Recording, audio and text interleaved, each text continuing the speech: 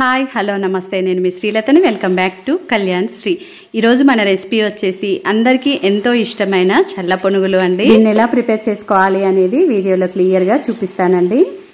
చలికాలంలో కానీ వర్షాకాలంలో కానీ రోడ్ సైడ్ బండి మీద చల్ల పునుగులు అంటే అందరికీ ఇష్టం ఉంటుంది కదండి. అలా వేడివేడిగా తింటూ ఉంటే భలే ఉంటుంది కదండి. దీని కాంబినేషన్గా టమాటో చట్నీ కూడా సూపర్ ఉంటుంది కదండి. మరి స్ట్రీట్ స్టైల్లో టేస్ట్ అండ్ టెక్స్చర్ వచ్చేలాగా చేయాలి అంటే ఏం చేయాలి ఏంటి అనేది వీడియోలో చూసేద్దామండి. బయట అయితే మైదా పిండితో చేస్తుంటాం, కానీ మనం ఇంట్లో చేస్తున్నాం కాబట్టి బియ్య పిండితో పైన క్రిస్పీగా లోపల సాఫ్ట్గా ఎంతో టేస్టీగా ఎలా ప్రిపేర్ చేసుకోవచ్చు ఏంటి అనేది వీడియోలో క్లియర్గా చూసేద్దామండి. మరి వీడియోని స్కిప్ చేయకుండా చివరి వరకు చూసేసినట్లయితే మీరు కూడా పర్ఫెక్ట్గా చేయగలుగుతారండి. దీని ప్రిపరేషన్ కూడా చాలా ఈజీగా సింపుల్గా అయిపోతుందండి.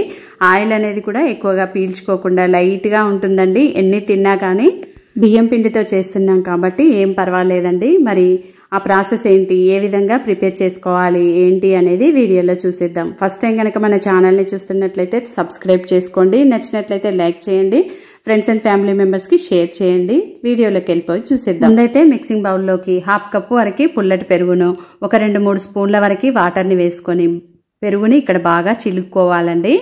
ఈ విధంగా చేసేసుకున్న తర్వాత జల్లించుకున్న 1 కప్పు బియ్యం పిండిని వేసేసుకొని అలాగే రుచికి సరిపడినంత సాల్ట్ను కూడా వేసేసుకొని ఈ పెరుగులోకి బియ్యం పిండి అనేది బాగా కలిసేలాగా ఒక 5 మినిట్స్ బాగా కలుపుకోవాలండి.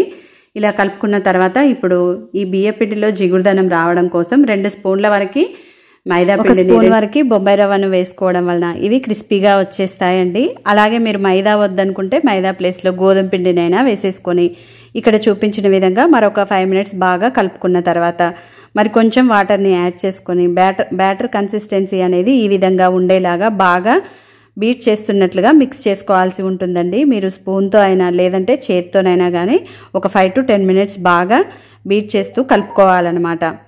ఇలా చేసేసుకున్న తర్వాత ఈ బౌల్ అంచుల వెంబడి ఉన్న పిండిని అంతా కూడా నీట్గా ఇలా సెట్ చేసుకొని మూత పెట్టేసి గంట పాటు పక్కన పెట్టేస్తున్నాను. పిండి నానేలోపు ఒక 2 స్పూన్ల వరకు శనగపప్పును కూడా నానబెట్టుకొని పక్కన పెట్టేస్తున్నానండి. కనీసం ఒక గంట సేపు అయినా కానీ పిండిని ఇలా నానబెట్టుకోవాల్సి ఉంటుందండి.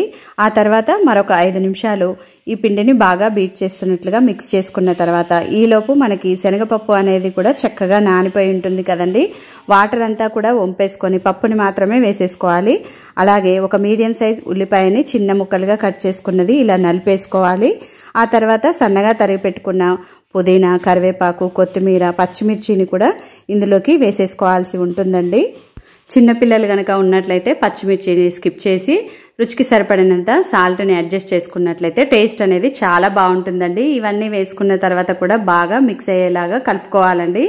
శనగపప్పుని వేయడం మాత్రం స్కిప్ చేయొద్దండి, చాలా బాగుంటుంది. చూడండి, బ్యాటర్ అనేది ఈ విధంగా రెడీ చేసుకున్న తర్వాత దీనిలోకి 1/2 స్పూన్ వరకు వంట సోడాను కూడా వేసేసుకొని బాగా మిక్స్ చేసుకోవాలండి.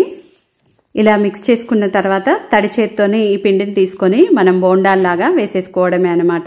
ఇంతేనండి, బ్యాటర్ అనేది ఈ విధంగా రెడీ చేసేసుకొని డీప్ ఫ్రైకి సరిపడినంత ఆయిల్ని వేడి చేసుకోవాలండి. ఆయిల్ అనేది ఎక్కువ వేడిగా ఉండకూడదండి. మనం ఇలా ఆయిల్లో డ్రాప్ చేసేటప్పుడు పైన తొందరగా కలర్ వచ్చేసి లోపల పచ్చి పచ్చిగా ఉంటుంది కాబట్టి మీడియం హీట్లోనే ఉంచేసుకొని ఇలా ఆయిల్లోకి డ్రాప్ చేసేసుకోవాలి.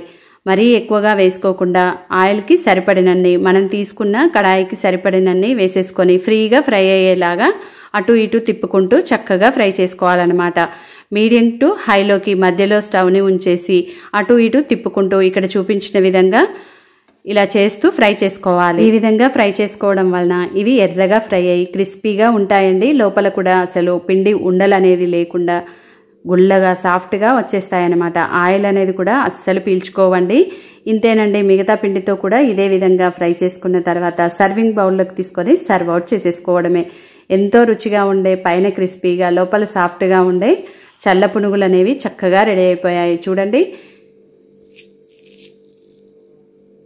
చూడండి కరకరలాడుతూ భలే రెడీ అయిపోయాయి కదా. మరి మీరు కూడా తప్పకుండా ట్రై చేసి మీకు ఎలా కుదిరింది అనేది మంచి ఫీడ్బ్యాక్ని నాతో షేర్ చేసుకోవడం అస్సలు మర్చిపోవద్దండి. నచ్చిందా తప్పకుండా లైక్ చేయండి, ఫ్రెండ్స్ అండ్ ఫ్యామిలీ మెంబర్స్కి షేర్ చేయండి. మరిన్ని ఇలాంటి టేస్టీ రెసిపీస్ కొరకు మన ఛానల్ని సబ్స్క్రైబ్ చేసుకోండి. మీరు కూడా ట్రై చేశాక మీకు ఎలా కుదిరింది అనేది మంచి ఫీడ్బ్యాక్ని నాతో షేర్ చేసుకోండి. Thanks for watching. See you in next video.